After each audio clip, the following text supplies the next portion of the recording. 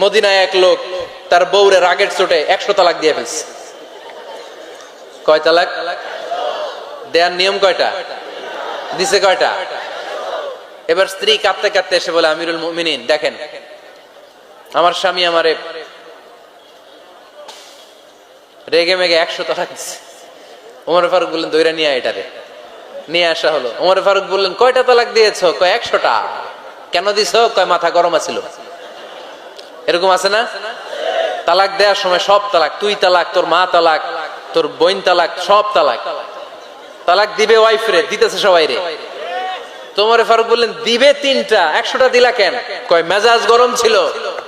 কয় দাঁড়া, আত-তালাকু মিন শাআইরিল্লাহ, তালাক হচ্ছে আল্লাহর দেয়া বিধানের একটা নিদর্শন। এটা নিয়ে তুই খামখেয়ালি করলি।